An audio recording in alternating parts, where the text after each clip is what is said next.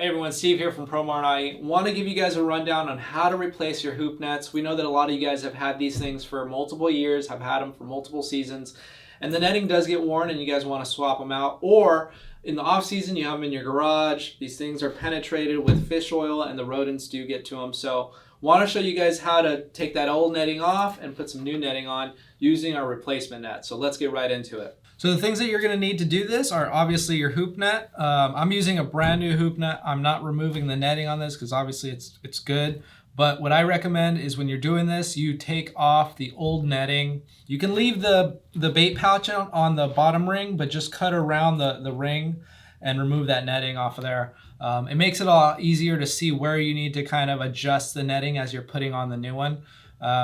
So you're going to need the hoop net. You're going to want to use the RN-730 replacement net from Promar, and that'll work for the 32-inch and the 36-inch, which is what we're doing here today. You're also going to need some zip ties. I prefer using the black zip ties just because it blends in a lot better with the netting, but I'm going to be using the white ones today so you guys can easily see what I'm doing, and you're going to need a pair of good scissors to cut those zip tie tag ends when you're done. So let's get started. The first thing that you're going to want to do is you're going to want to take your replacement net. What I like to do is I like to kind of stretch it out, open it up, get it nice and loose. I'll remove the hoop net now, and I'll put my netting on the table. Like I said, open it up, try and get it nice and loose. And what you want to do is you want to put your hoop net completely inside the netting. Try to get it centered inside that netting, and what I mean by that is you want to get it to where all of the opening of the netting comes right up to the ring up top here. So try to line it up so all these loops where you're going to be making your connections with the zip ties come right up to the top ring, like so. From there, once you get it to this point where everything pretty much lines up to this top ring, you can start zip tying. What I do is I start off in sections. So basically I'll do one here first, then I'll do one here, one here, one here, and then I'll work my way to where at the end of the day, when I've got all my zip ties on here, I've got one on every single one. It's kind of like tightening a tire when you're replacing a tire on your car. You don't want to go in a sequentially basically around. You want to kind of hit different angles. That way everything kind of lines up a lot easier. So I'm going to do that and then I'll be right back. So I'm going to do this really quick and then we're going to speed through this on the video so that we're not boring you with all these zip ties, and you'll see what it looks like once I'm done.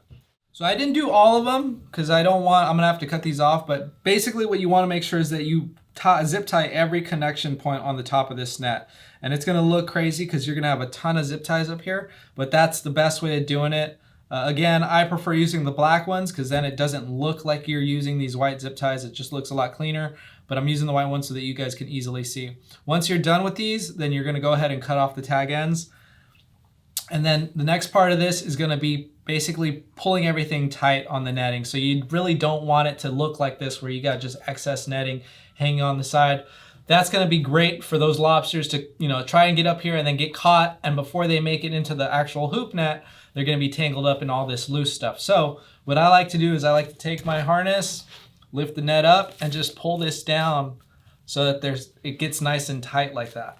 Once it's nice and tight, then what I do is I'll take a zip tie and I'll tighten it down on the bottom ring,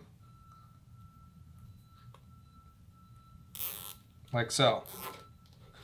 And that'll remove any of this excess stuff. I'm going to do this all the way around, and that'll remove most of this excess stuff from the net. All right, so once you get done doing that step of the process, it's basically going to look like this. So now you can see that there's very little loose netting on top. If you want to take it further and tighten it even on these middle sections, you can absolutely do that. I think this is good enough for me. And then what I do next is I flip the net over, and then I will zip tie this ring. So essentially, as I mentioned earlier, this ring will be cut off. There will be nothing holding this ring, and then you can just basically button this ring up to the end of this end of the netting, and then you can zip tie it to that point, and then you're pretty much done. Just zip tie the new netting onto this ring and you're good to go, guys.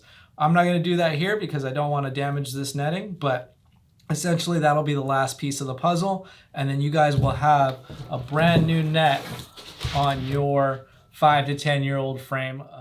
All right, guys, so this is what it should look like when you're done cutting off all the tag ends on your zip ties. As you can see here, it's nice and clean, and if you're using the black zip ties, you won't even be able to see these zip ties. So definitely recommend using the black ones. And again, when you guys are selecting the size of a replacement net that you want to use on these, you want to go with the RN-730 replacement net by Promar. That's going to work for the 32-inch ambush hoop nets as well as the 36 ambush hoop nets. Make sure to check out our website, promarahi.com, for more information on all the Promar products that we offer. And also make sure to check out our crabbing and lobster resources page. There's a lot of tips and tricks on there for you guys, so definitely check that out. Again, thanks for watching, guys, and we'll see you guys out on the water.